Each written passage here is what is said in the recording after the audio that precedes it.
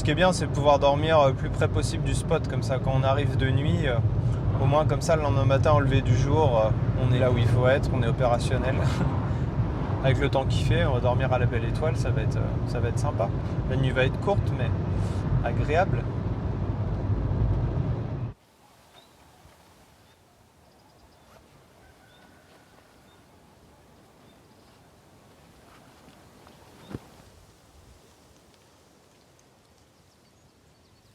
Oh, génial. Il est vraiment pas loin.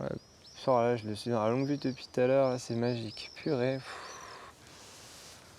Oh là là là là, je pensais que j'arriverais jamais à le voir cet oiseau. Ouf. Excellent. Bon, c'est pas le tout. Je vais saisir ma coche sur cocheur. Martinet cafre et hop.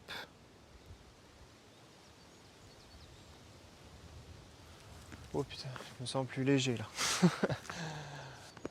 Oh là là là là. Putain. Bon, c'est bon, on peut rentrer. Un café. Il y en a qui squattent assez haut dans le ciel. 1200 km pour un oiseau. Un martinet cafre dont la présence en France relevait du miracle. Antoine avait roulé toute la nuit pour le voir et ainsi ajouté cette espèce à la longue liste de celles qu'il a pu observer au sein de nos frontières. Cette activité de l'ordre de la collection anime toute une communauté de passionnés de par le monde. On les appelle les cocheurs.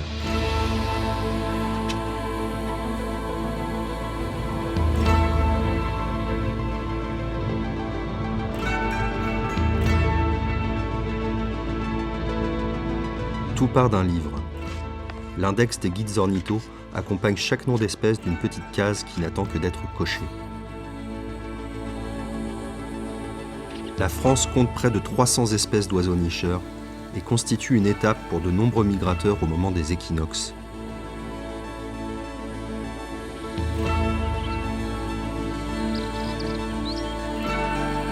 Il arrive aussi qu'elle recueille des individus égarés ou détournés par de lointaines tempêtes.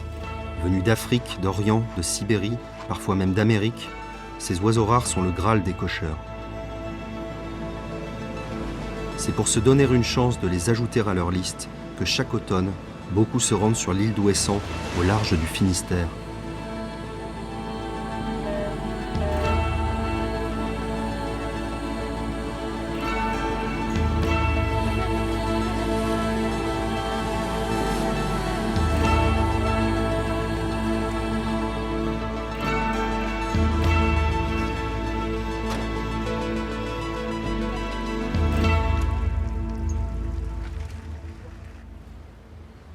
Sa situation géographique exceptionnelle, la diversité de ses milieux et la puissante lumière de ses phares ont fait d'Ouessant la Mecque de l'ornithologie française. Épuisés par leur voyage, les oiseaux d'ailleurs s'y réfugient, le temps de trouver la force de repartir.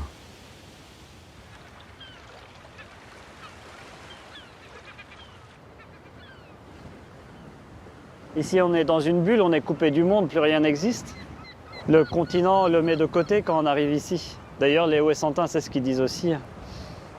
Et nous, on y trouve notre bonheur, les oiseaux, et on vit notre passion à fond avec les oiseaux. Et parmi les copains qui partagent la même passion, c'est 100% oiseaux.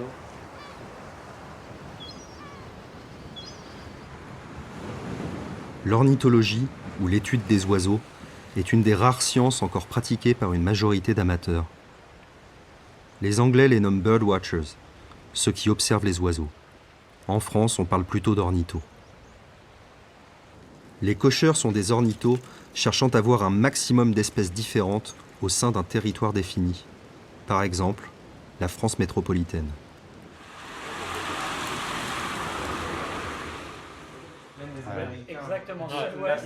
Après le rush de l'été, on voit arriver les bottes en caoutchouc kaki, les sacs à dos, le matériel photo. Et on se dit, ça y est, les ornithos sont là, l'automne est là.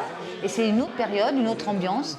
Bon, commercialement, c'est sûr que c'est intéressant, mais c'est pas ça le principal. C'est l'ambiance qui est développée. C'est ces réunions le soir dans le pub, où là, bon, ils sont une dizaine, une quinzaine, et puis que tout le monde échange. Et je trouve que c'est une ambiance de vie, en fait. C'est vraiment, oui, c'est une tranche de vie, les ornithos pour nous. On arrive au phare, le premier piaf qui part devant nous, tarier de Sibérie. Ah ouais, je savais plus qu'il y avait ça. Qui se pose dans les cailloux et qui file dans le marais du Créac. On rentre au gîte, on bouffe, on est content. Et t'as Mathieu Varin qui sort le premier du gîte, il enfile ses bottes. Il va pisser dans le micro-buisson qui est juste devant la maison d'Aurélien. Et puis en fait, la griffe dorée décolle du buisson. Il me fait « Nidal, c'est quoi ça ?» Donc là, tu réfléchis pas, tu cours en fait. Oui, tu sais même pas. Voilà, c'est oui. ça.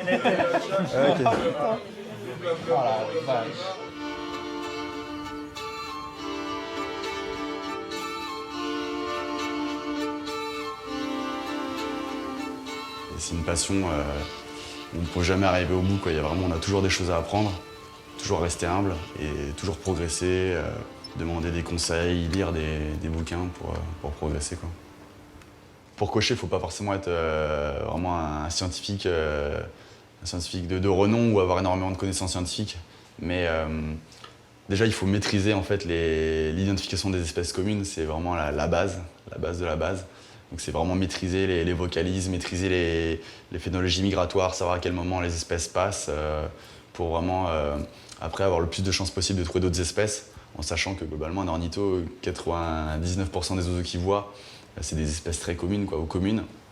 Les oiseaux rares, c'est vraiment des petites choses qu'on rajoute par-dessus, c'est entre guillemets la cerise sur le gâteau.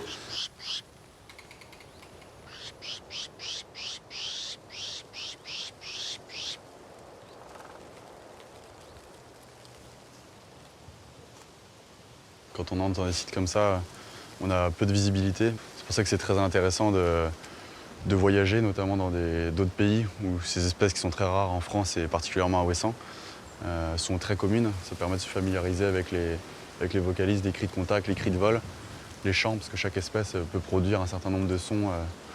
D'ailleurs, on est en train de bosser pas mal dessus. On se rend compte qu'il y a des espèces qui produisent beaucoup plus de sons que ce qu'on pensait, avec certains types de cris, par exemple, que ces espèces-là émettent que la nuit, par exemple. Et donc là, c'est ce genre d'habitat-là. Il faut vraiment être à l'écoute et très discret pour essayer de détecter des signaux de présence d'espèces, quoi.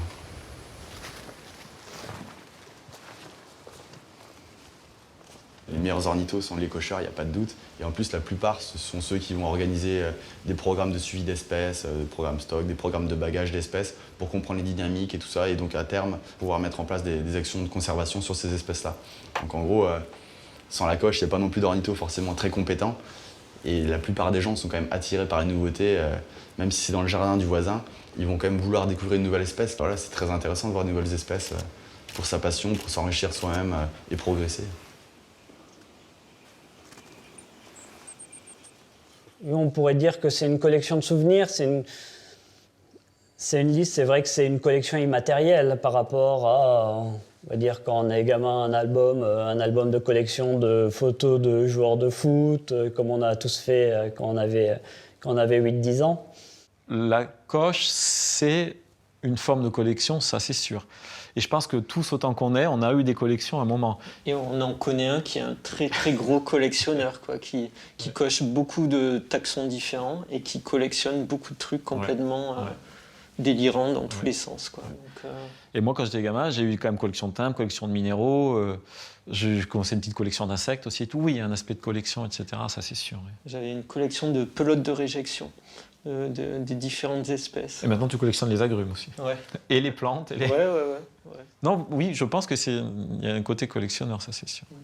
C'est ce qui différencie aussi la coche d'une autre collection. Notre collection, voilà, ça va être quelque chose que tu vas acheter. Si tu mets le prix, tu l'auras. Les oiseaux, tu les achètes pas, quoi. Donc, t'es jamais sûr de rien. Donc, c'est ce qui rend le tout si prenant et si excitant, quoi. C'est que t'as l'incertitude, toujours.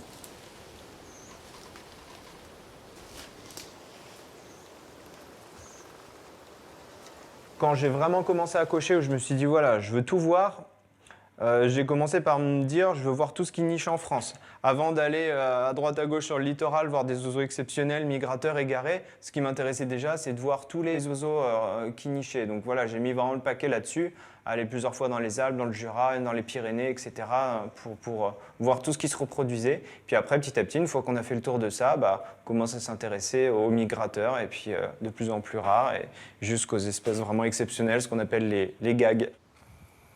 Voilà l'habitat du pluvier fauve en halte post-nuptiale. Et moi. C'est pas un acronyme ou quoi, c'est juste que parfois, voilà, tu te dis, je sais pas, voir une espèce du désert ou quoi, ici, dans le centre de la France, dans un champ, c'est incroyable, ça rime à rien, c'est un gag. Voilà, c'est un gag.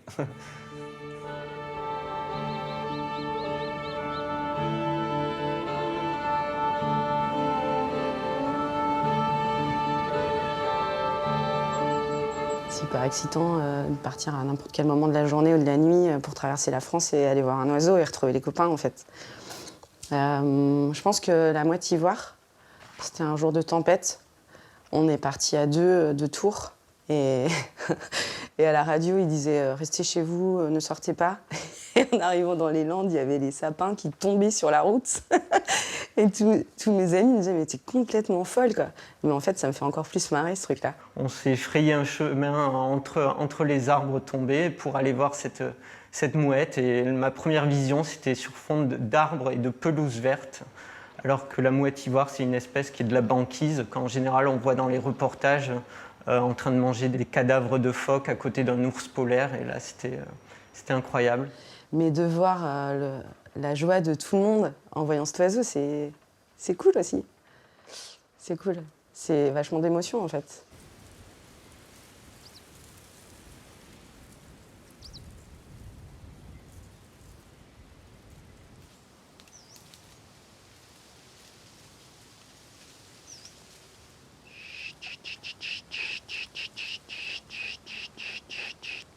On a tous une espèce maudite. Et pour moi, c'est le martinet des maisons. Je pense que je l'ai tenté au moins 5 fois et je l'ai raté 5 fois. Très développé dans les pays du nord de l'Europe, où il n'est pas impossible de voir 2000 personnes autour d'un oiseau rare, la coche en France demeure une activité marginale. Cette société discrète compte à peine 500 membres actifs et seule une centaine d'entre eux se donnent vraiment à fond. Créé en 2013, le site internet cocheur.fr établit un classement des cocheurs français et les fédère en communauté. La coche en tant que telle, on peut considérer que c'est un jeu, puisque c'est un petit peu une sorte de compétition, de petits concours, de quelques dizaines, maintenant centaines de personnes, dont le but c'est d'observer le maximum d'espèces et quelque part d'être le mieux classé dans cette liste des observateurs d'oiseaux en France. C'est un jeu. La coche, c'est la quête de l'oiseau rare, c'est la chasse au trésor. Pour la plupart d'entre nous, c'est vraiment une quête personnelle, quoi. Voilà, moi, l'oiseau que je rêve de voir, je rêve de le voir. Je rêve pas de dépasser un tel ou un tel. C'est clairement ça qui vient en premier, quoi. Je parle pour moi, mais je pense que je recouvre la grande majorité des cocheurs en disant ça. C'est un truc un peu foufou, quoi. Il n'y a pas de limite. On est capable de tout pour aller voir des oiseaux, pour faire des coches. Bon, Karine, on va où, là? Bah, à Molène. Pourquoi faire? Pour pêcher le traque les filles. C'est trop bien, j'espère qu'il va être là.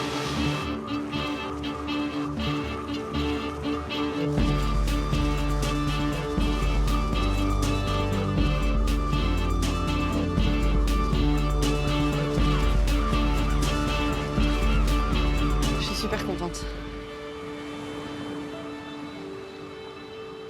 C'est encore bien plus joli que sur les photos. Il est trop bien là. Sa petite cachette.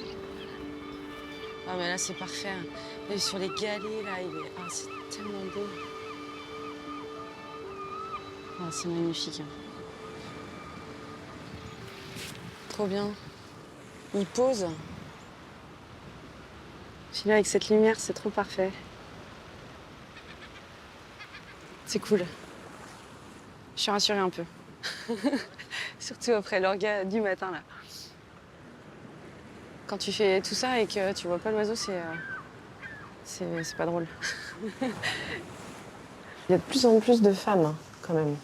À Ouessant, avant, il y en avait vraiment très très peu, quoi. Je sais pas, on devait être 2, 3, 4. Là, aujourd'hui, il y en a quand même quelques-unes. Bon, après, il y a beaucoup de femmes qui suivent leur conjoint. Mais après, je pense qu'il y a énormément de femmes aussi qui font de l'ornitho et qui sont très douées, mais qui ne cochent pas. Parce qu'elles ne comprennent pas. Moi, j'ai une amie qui fait de l'ornitho et qui trouve ça ridicule, en fait. Qui trouve ça ridicule, cette compétition. Je trouve ça aucun sens.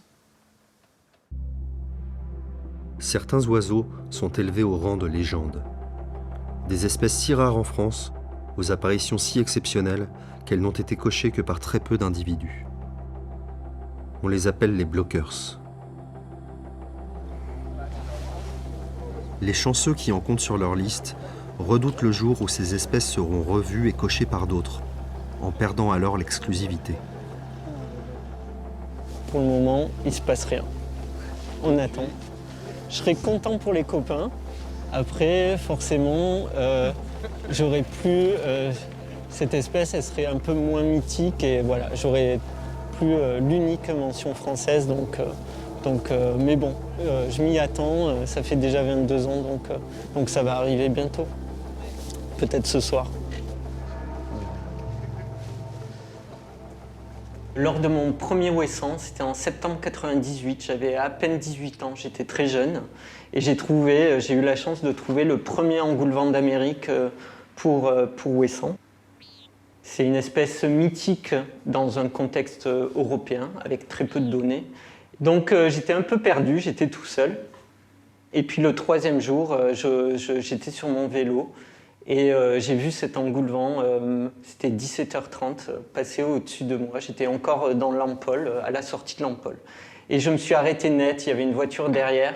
Je l'ai vu quelques secondes et j'ai tout de suite pensé à l'engoulevent d'Amérique. Et tous les critères me sont revenus en tête et ils étaient là, la queue échancrée, les rémiges noires. Et donc ça faisait aucun doute. J'ai vite diffusé l'information, on était à peine une dizaine d'ornithos sur l'île. Ils sont tous arrivés. On voyait des regards de gens qui disaient « c'est qui ce petit jeune ? Est-ce qu'il faut le croire ou pas ?» Et puis au bout d'une heure, il est ressorti. Et là, ça a été un soulagement intense et je m'en rappellerai toute ma vie. Ouais. Cette découverte, ça a été mon pass VIP à vie pour Ouessant. C'est un peu le rêve de chacun, d'arriver sur Ouessant et de faire une énorme découverte. La réputation est d'une importance capitale dans le petit monde des cocheurs. Elle ne repose pas tant sur le nombre de coches que sur leur crédibilité. Avant la création du site cocheur.fr en 2013, les règles du jeu étaient floues. Il n'était pas nécessaire d'apporter de preuves de ces observations. Tout marchait à la bonne foi. Mais désormais, chaque coche d'oiseau rare doit être soumise au comité d'homologation nationale avant d'être déclarée valide. Cependant, ces précautions sont loin de rendre toute triche impossible. En fait, la coche, ça a toujours marché sur la bonne foi. Et c'est plutôt chouette de pouvoir avoir confiance, en fait. C'est la base de la coche, en fait. Avant, c'était... Enfin, ouais, je sais pas, ça me paraît plutôt chouette de garder ce truc-là, d'être sur la bonne foi. Après, chacun fait ce qu'il veut avec sa conscience, quoi. Enfin, je veux dire, c'est facile de rajouter des croix juste pour gagner, en fait, ouais. C'est plus là, enfin, je veux dire, il y a d'autres enjeux, en fait, derrière, après. Si t'en es rendu au point de tricher, c'est que tu cherches autre chose, quoi. C'est pas juste de voir des nouveaux oiseaux. Le point de départ de la coche, pour moi, c'est le plaisir de voir un oiseau que j'ai jamais vu. Donc si je ne ressens pas ce plaisir à l'avoir vu, je ne vais jamais prétendre que j'ai fait la coche. Enfin, pour moi, ça n'a aucun sens, quoi. Mais je sais que parfois, il y a des gens qui mettent peut-être la compétition un peu plus haut et qui peuvent aller un peu plus vite se convaincre qu'ils ont vu, voire il y a des cas de mythomanie avérés, pas forcément en France, mais enfin, on en connaît dans d'autres pays. En Angleterre, il y en a des cas assez célèbres. Donc tout est possible. Comme dans tous les petits mondes, il y a des gens qui sont pas toujours bien honnêtes, ça arrive, mais voilà, ils se grillent très vite, quoi. Il y a un règlement, après, on n'oblige personne à venir s'inscrire sur le site. Si tu viens t'inscrire, bah, t'en respectes les règles. C'est aussi simple. Et puis si ça te plaît pas, supprime le compte et il n'y a pas de souci. On fera sans toi.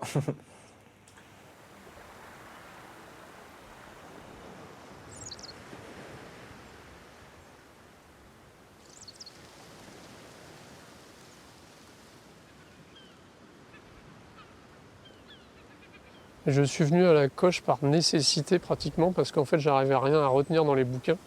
Je me rappelle les canards notamment, toutes les femelles de canards se ressemblaient trop, j'arrivais à rien à retenir. Et je me suis rendu compte qu'en ayant vu ces espèces sur le terrain, et ben là je retenais les choses. Et du coup j'ai commencé à essayer de voir de plus en plus d'espèces parce que là je les retenais beaucoup plus facilement. J'ai dû commencer l'ornitho en 86 et j'ai tenu 3 ans avant de commencer la coche et mon premier ouessant date de 1989. J'y suis revenu chaque année depuis. Il y a des bergeronnettes là qui sont sympas. Il y en a une qui a un cri râpeux, potentiellement intéressante, mais ce sont des espèces qui vont vers l'Afrique assez tôt en saison et là on est plutôt sur des individus tardifs qui sont en retard. Donc c'est possible, même pour les bergeronnettes de chez nous, mais là en plus évidemment on a les bergeronnettes de type oriental, disons, qui peuvent être dans le lot, et là justement il y en a une qui a un cri bizarre qu'il va falloir retrouver. Et où est la deuxième, bon sang ?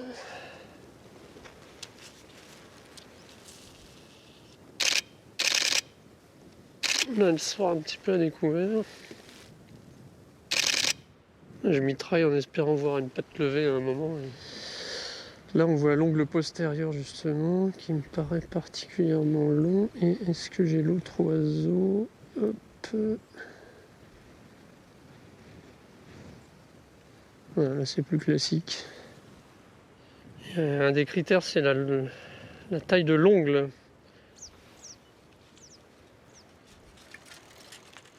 Tu les as ? Aux jumelles, je suis un peu limite. Bah, t'as des égoïstes comme dans tous les groupes. Donc t'as des gens qui vont pas communiquer, qui vont garder leur coche pour eux, etc. Tout simplement. T'as aussi ceux qui sont très très prudents et qui ne veulent pas annoncer un oiseau déjà parce qu'ils ont peur de se tromper devant tout le monde. Ça, c'est... Personne n'a envie d'être ridiculisé, c'est normal. Et du coup, on a le cas où certains ne vont pas avoir vu tous les critères, mais ne vont pas avoir annoncé l'oiseau, et du coup, personne ne saura ce que c'est, personne ne le verra jamais. Il y a du recouvrement sur ce critère, il est pas... Oh putain, c'en est une ça là, putain, non ? Ah ouais, il y en a une super bien là, devant le poteau blanc là.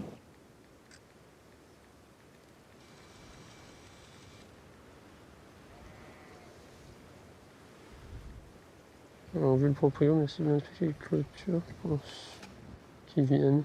Merci de bien respecter les clôtures pour ceux qui viennent. Enfin, ouais. De pas en ouvrir en tout cas. L'apparition d'Internet, déjà, ça a permis d'avoir les infos en direct des oiseaux. Il y a 20 ans de ça, il y avait un répondeur qui s'appelait le coin des branchés. Te l'ont peut-être expliqué déjà Nidal et Fred qui ont vécu cette époque-là. Il fallait appeler un répondeur avec un mec qui disait à tel endroit aujourd'hui, tel oiseau et tout. Donc ça, on l'apprenait le soir même ou plusieurs jours après. Aujourd'hui, avec Internet, on a un téléphone dans la poche, tac, à la seconde même où l'oiseau est découvert, l'observateur rentre la donnée sur Internet, informe sur les listes dédiées et tac, on le sait tout de suite, on peut y aller et 1 heure après, on est devant. Moi, j'ai pas entendu le cri. Enfin, elle a crié quand je suis arrivé à vélo, donc j'étais pas hyper focus. Elle est très bonne quand même, hein. Elle est quand même très bonne, hein. Je suis pas capable d'analyser les sons, mais... Salut. Ouais. Elle vient de se poser dans le tas, là, un peu. Il y en a une à gauche du mouton isolé, je crois. Ok. Ah oui, il y a bien. Hop, écoutez. Il y en a une qui a gueulé râpeux. C'est pas trop un problème. Mais oui, il y en a une sur le bas-ventre, elle se colore un peu, tu l'as vu? Attends, il y a le monsieur qui est sorti, je vais quand même lui parler parce que... T'as du recouvrement sur l'ongle, mais est-ce qu'un ongle démesuré, ça peut encore être une occidentale? Je crois qu'il y a pas plus de monde cette année pour d'ornithologues, non? Je crois pas.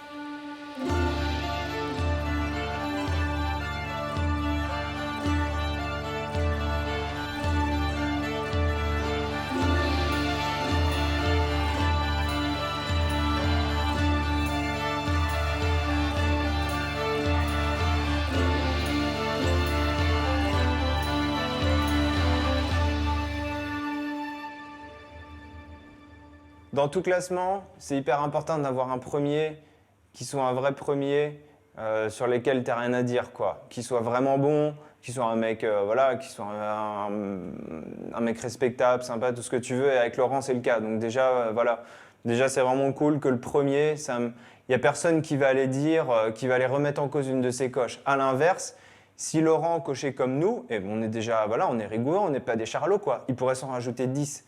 Et là, je ne sais pas combien il annonce sur le site, 496. S'il cochait comme un être humain normal, il aurait déjà plus de 500. Il y a pas mal d'espèces qu'il a vues, que nous, on se compte, parce qu'elles sont homologuées, etc. Mais lui dit, ouais, d'accord, c'est homologué, mais bon, pas certain quand même, bon, je compte pas. Voilà. Et dès comme ça, je pense qu'il y en a une petite dizaine, quoi. Donc Laurent, vraiment, sur une échelle de 1 à 10 de la rigueur, il a 11, quoi.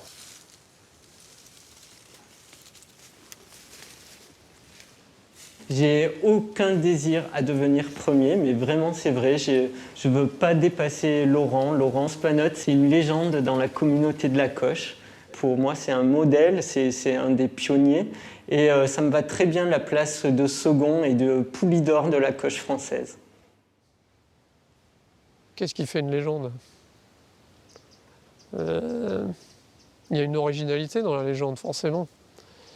C'est plutôt aux autres de la définir à ce moment-là, si je dois en être une. Mais l'écart est quand même pas si grand que ça entre moi et mes poursuivants. Donc à ce moment-là, on est tous des légendes, à mon avis. Très humblement et très sincèrement. Je réfléchis. J'ai rien de plus que les autres.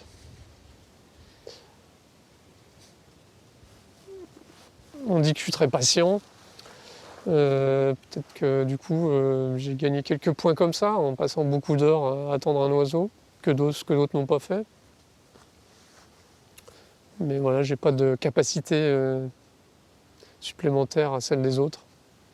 Donc je ne suis pas encore une légende. Je ne crois pas. Tout est potentiellement cochable. Mammifères, insectes, poissons, reptiles, fleurs et j'en passe. Même les cocheurs sont cochables. Mais au-delà de l'infinie variété de leurs sujets, les listes se définissent avant tout par leurs aires de jeu. Il n'y a pas que la liste France. Tu as des espèces très communes sur le continent qui vont être exceptionnelles à Ouessant. Une espèce que tu vas voir peut-être tous les jours dans ton jardin, chez toi, sur le continent, ici elle est exceptionnelle. Et le mec qui joue la liste Ouessant, il traversera l'île comme un taré pour aller voir cet oiseau, alors que chez lui, il le voit dans son jardin tous les jours. Parce que sur Ouessant, elle a énormément de valeur.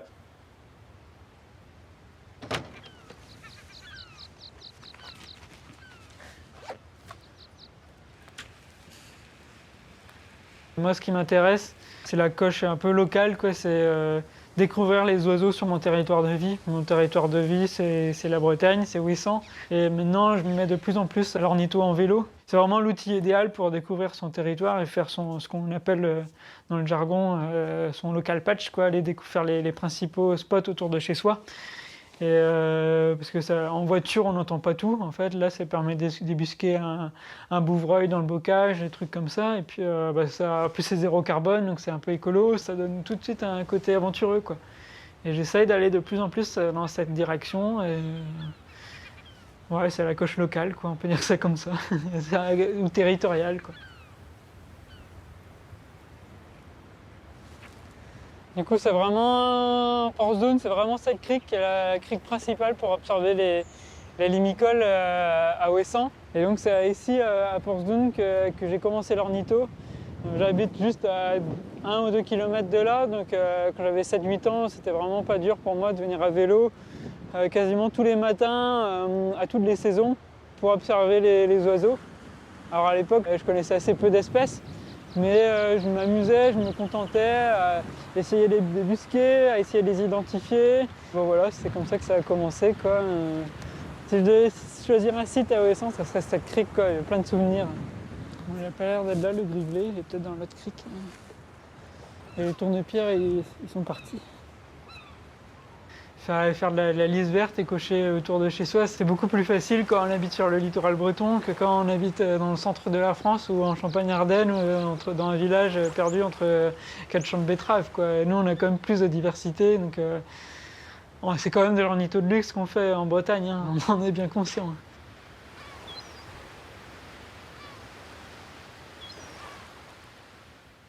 Un décocheur inscrit, quelqu'un que je connaissais même pas d'ailleurs. Et voilà, au bout de quelques jours de confinement, qui nous envoie un petit message disant est-ce qu'on pourrait pas faire une liste pour le confinement et tout. Là, on s'est dit putain, mais ouais, idée en or.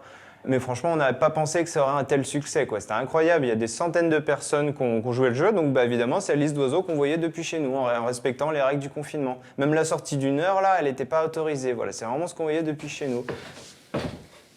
Et du coup, on s'est pris au jeu à fond. Moi, je montais dans mes combles, dans la laine de verre et tout. Je me caillais les miches dans mes combles. Je regardais par une petite fenêtre qui faisait 40 cm sur 40, là, pour essayer de prendre un peu de hauteur et de voir des champs au loin, parce que je suis dans un village. Donc si je reste ici, je vois le toit de mon voisin et je vois rien. Ça a vraiment aidé à mieux vivre cette période-là, quoi. Et il y a plein de gens qui nous ont envoyé des messages en disant ouais, franchement, je me suis inscrit sur votre site juste pour ça, c'était super, merci à vous. J'ai redécouvert autrement autour de chez moi, je pensais pas que je pouvais voir ça. La nuit, je sortais pour entendre des chouettes, des hiboux, des migrateurs nocturnes. Voilà, c'est à ce moment-là où je me suis dit, ouais, le site cocheur, il peut vraiment avoir vraiment une petite utilité au-delà de ce que j'espérais. Et puis voilà, là, ça a été vraiment l'occasion de montrer que même en étant une compète ou quoi, c'était avant tout un truc de passionné, quoi. Voilà, même si on était cloués chez nous, eh ben voilà. Pas grave, on va quand même jouer à un autre truc. et ça, c'était un chouette souvenir. Se sentant à l'étroit dans leurs compétitions nationales respectives, certains cocheurs ont considérablement élargi leur zone de jeu. La liste paléarctique occidentale couvre l'Europe, le Maghreb et le Moyen-Orient. Depuis quelques années, le premier du classement est français. La première fois que j'ai traversé une frontière pour aller voir un oiseau, c'était avec Fred, pour aller voir une mouette à tricyle en Catalogne. Et à l'époque, je pense qu'on n'était pas très fiers. On se disait, il ne faut pas le dire, parce que on se disait que c'était quand même traverser une frontière, aller voir une espèce qu'on n'a jamais vue, aller cocher dans un autre pays, c'est quand même pas terrible, quoi. C'est des choses que je pense qu'on ne pense pas faire tout seul. Mais quand on voit, grâce au site internet Netfugel, que les Anglais y sont allés, que les Finlandais y sont allés, que les Hollandais y sont allés, que les Belges y sont allés, on se dit mais pourquoi j'y vais pas? Tous mes potes y vont, tous ceux que je connais y vont, pourquoi moi j'y vais pas? Et on commence à regarder un billet d'avion et à dire ah c'est pas si cher les Canaries. Et on prend un billet d'avion, on va voir le héron tricolore, on est super content d'avoir vu son héron tricolore et après voilà. C'est le début de la fin. Non, c'est pas une macreuse, complètement contre-jour, mais c'est pas une macreuse. C'est un canard de surface. Les aventures ornithologiques de Pierre-André sont mythiques chez les cocheurs. Sa laborieuse quête de l'albatros à sourcils noirs en est la plus illustre. Il arrive qu'un de ces grands oiseaux de l'hémisphère sud s'égare au nord de l'équateur et passe le restant de ses jours à errer dans l'espoir impossible de trouver des congénères. Pax s'était déplacé une première fois dans le nord de l'Écosse pour en voir un, mais était rentré bredouille. Un albatros, ça se mérite. Il a commencé à fréquenter l'île allemande d'Helgoland, dans la mer du Nord, chaque année, pendant plusieurs années. Et alors, il venait à Helgoland en général pour 2 jours. Il arrivait, il passait 2 jours à tourner autour de la colonie de Foutbassan et il repartait. Et il faisait ça tous les 4-5 jours, il venait 2 jours et il repartait. Et alors, la première année, je suis monté la première fois qu'il est resté qu'une journée. Donc, dès qu'il arrive, on dit on y va, on est là le lendemain, on le voit. Donc on est parti le soir de Montpellier, on a traversé l'Europe dans la nuit. On était le lendemain matin dans le port où on prend le ferry pour Helgoland. On monte en ferry, on arrive sur Helgoland, pas d'albatros. Bon, donc première année, premier échec. L'année d'après, l'albatros revient sur Helgoland. On traverse l'Europe en voiture de nuit, voilà. On prend un petit avion, ce coup-ci, pour aller sur Helgoland, pour arriver encore plus tôt, pour avoir encore plus de chances de le voir. On arrive sur Helgoland, pareil, il s'était barré, il était resté qu'une journée. Donc ça, 2 ans de suite. Donc 2 ans de suite, traverser l'Europe pour aller à Helgoland, pour pas le voir. L'année d'après, il a commencé à visiter une île qu'ils appellent Zult. Donc j'ai traversé toute l'Europe tout seul, de nuit. Le matin, je récupère Dan à Brême, on monte à Zult. Alors Zult, on ne peut pas y aller avec sa voiture, il faut qu'on mette sa voiture sur un train. Et le train nous amène sur Zult. Donc voilà, on prend le train, on met la voiture sur le train, on va à Zult. Albatros, parti. On est resté le lendemain en espérant qu'il revienne, il n'était plus là. Je rentre. Une quinzaine de jours plus tard, on a retenté, mais ce coup-ci, on s'est dit, on va faire plus malin. Il vient à peu près tous les 4-5 jours, donc on va l'attendre. Donc ce coup-ci, on est monté à Zult 3 ou 4 jours après sa dernière observation, et on a attendu. Et là, je me rappelle toujours, Dan, depuis le parking, il scanne de loin et il m'a dit il est là, en gros, il est là. Et je pense que j'ai poussé un des plus gros hurlements que j'ai poussé dans ma vie en Ito. Et alors là, c'était inoubliable parce que c'est un oiseau immense, qui n'est pas du tout farouche, qui passe en vol juste au-dessus de la tête des observateurs. Donc il nous est passé en vol à 2 mètres au-dessus. On l'a vu pendant 2 heures, il tournait là. Alors là encore, c'est triste parce qu'il est tout perdu. Il cherche à établir. À s'apparier visiblement avec ce qu'il voit, donc il parade après des signes, il parade auprès des goélands, tout le monde s'en fout, enfin c'est tragique. Mais c'était super.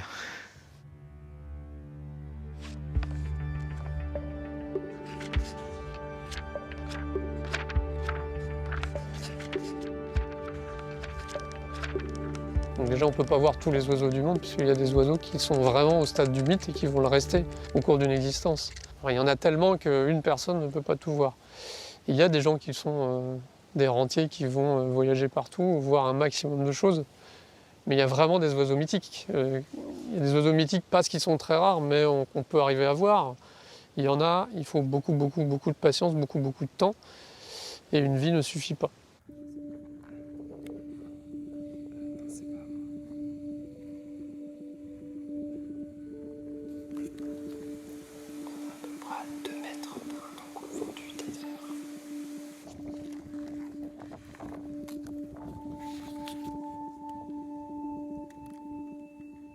La difficulté pour observer, si on voulait vraiment se dire mon objectif dans la vie c'est d'observer toutes les espèces du monde, les 11 000 espèces, on serait obligatoirement limité par des zones où on ne peut plus aller pour des raisons de sécurité.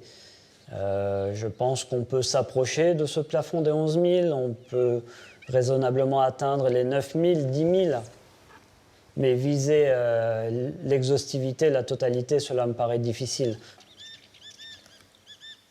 Il y a des oiseaux océaniques qui sont mythiques parce qu'ils sont vus de temps en temps sur l'océan par un bateau, photographiés parfois. Mais de là à ce qu'un cocheur décide de le voir, tu peux passer un paquet de semaines sur un bateau et en plus c'est souvent dans des mers un peu houleuses. Donc on peut avoir une très grande collection d'oiseaux du monde, mais on ne peut pas avoir tous les oiseaux du monde.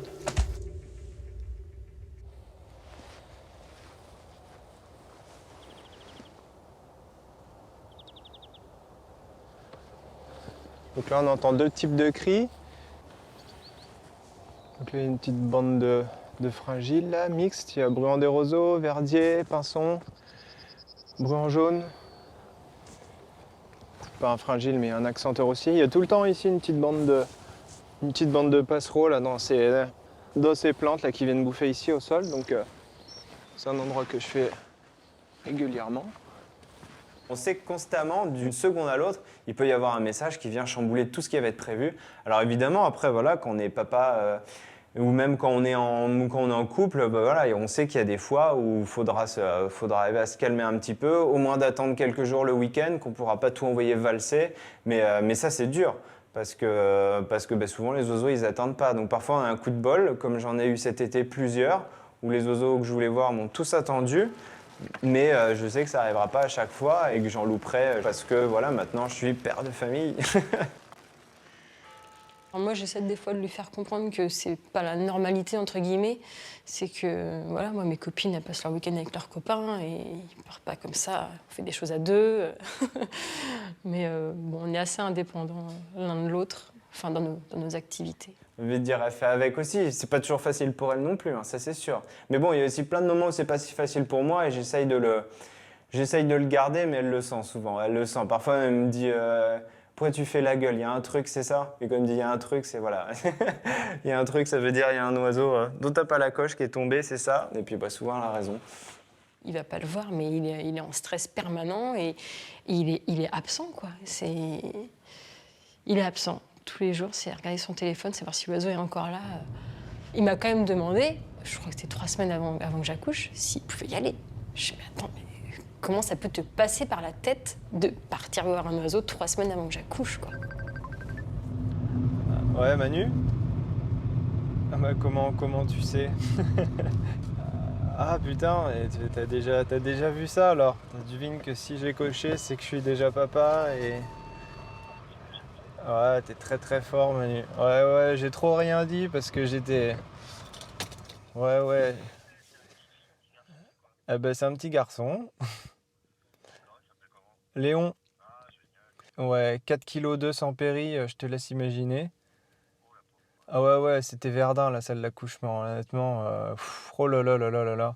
Il y a des jours, je faisais la gueule, je pouvais pas m'en empêcher. Et là, ça devait la saouler, quoi. Se dire, putain, on a un gamin qui arrive et lui, il fait la gueule parce qu'il peut pas voir un oiseau. Enfin, tu vois, c'était difficile à gérer, tout ça. Ouais. Mais il faut quand même savoir aussi qu'on a un petit peu calculé la grossesse pour pas qu'il y ait une naissance au moment de Wesson.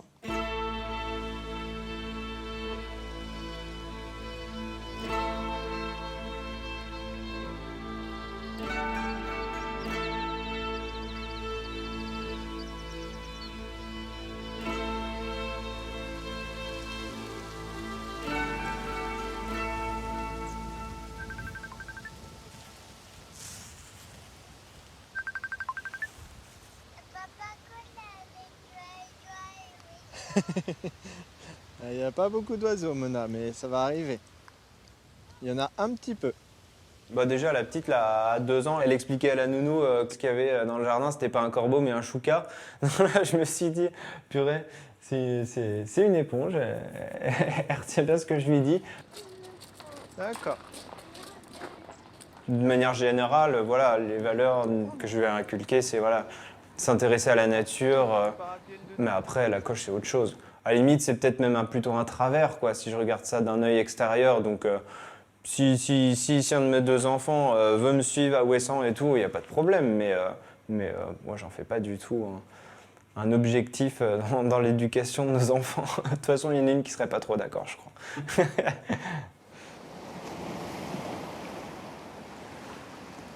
Pendant longtemps, j'ai privilégié le côté relations sociales. Et puis maintenant, en fait, depuis quelques années, j'ai trop de regrets de ne pas avoir bougé sur plein d'espèces. Je me suis dit que maintenant, je choisirais toujours les oiseaux. Enfin, toujours, la plupart du temps. Et je pense que je le fais. Voilà. Maintenant, je bouge et j'en suis beaucoup plus heureux. J'ai ma liste de regrets. Et Fred a la sienne aussi, c'est sûr. Et maintenant, j'essaie juste d'avoir le moins de regrets possible. Donc, si je peux y aller... Eh ben, j'essaie de me foutre un coup de pied au cul, de me dire c'est pas grave, t'y vas, ouais, là t'as pas envie, là tu préférais passer la soirée tranquille à la maison, bah non, t'y vas, et après tu seras content d'avoir fait. Voilà. C'est plutôt la famille qui fait des compromis avec moi pour me laisser partir, et le boulot aussi, mais j'ai pas eu. Enfin, personne n'a eu à en pâtir jusqu'à présent, je crois, faudrait leur demander, j'espère, en tout cas, parce que c'est important quand même. Il n'y a pas que la coche dans la vie. J'espère que d'autres te diront ça.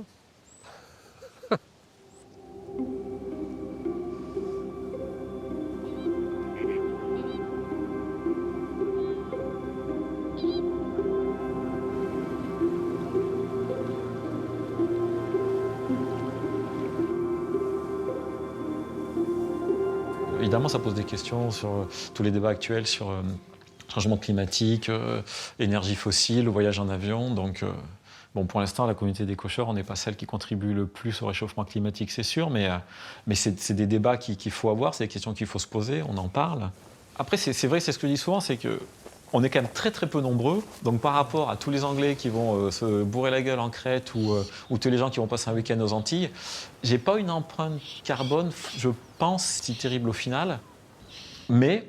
Bah, tout ce que je mets, c'est dans un plaisir égoïste. Voilà. Mais comme d'autres vont faire des vacances au soleil, moi, c'est pas des vacances au soleil, c'est Ah, il y a un courlina en Suède, eh ben, je prends l'avion pour Copenhague et le soir même, je suis en Suède et je vois mon courlina et voilà quoi.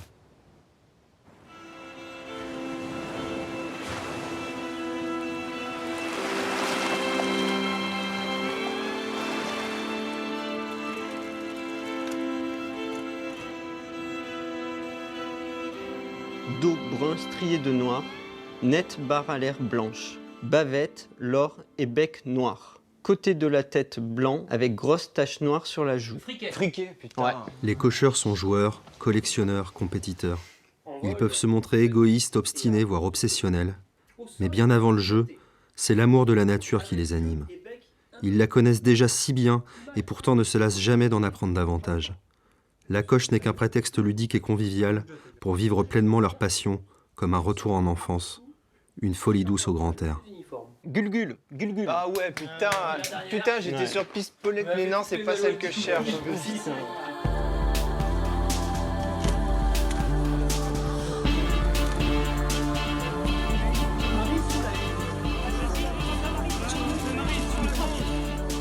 Citron, dis-tu là?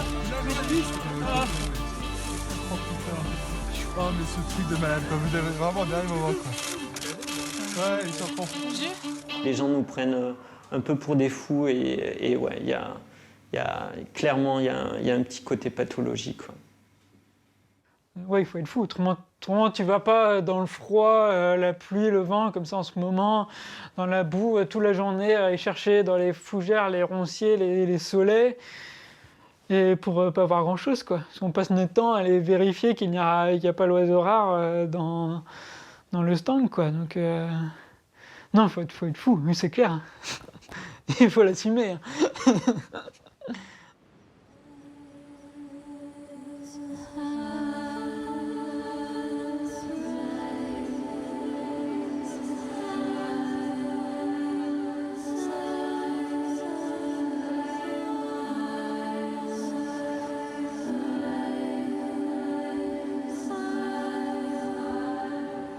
Si je rêve d'oiseaux, ouais, très souvent, mais je pense que de plus en plus souvent à mesure que l'automne approche, qui est la saison reine des oiseaux rares, et au point que je me suis déjà imaginé faire une dream list sur Cocheur où on mettrait les oiseaux qu'on a déjà trouvés en rêve, et ça sera assez drôle. Parfois il y a des trucs qui ressemblent à rien, on peut pas leur mettre un nom dessus. Parfois c'est n'importe quoi, je trouve 3 oiseaux américains à Dijon chez moi, c'est pas possible, mais dans le rêve j'y crois tellement. C'est d'autant plus dur au réveil. Mais ouais, ça arrive souvent. C'est toujours aberrant. J'ai jamais rêvé d'un truc probable. Tu rêves que tu cherches, d'un coup tu trouves un manchot ou tu trouves un truc qui n'a rien à faire ici. C'est toujours impossible, quoi.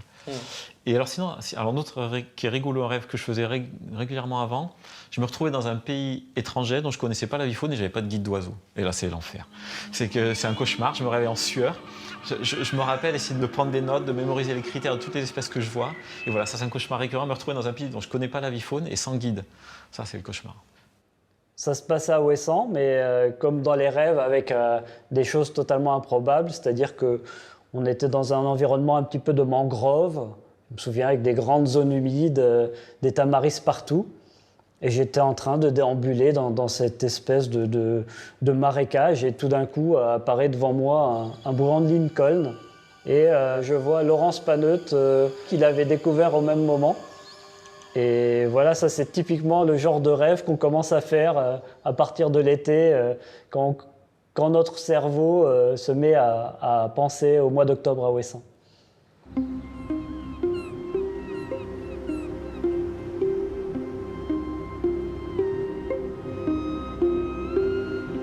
Pourquoi on adore observer les oiseaux En fait, quelque part, j'en ai aucune idée.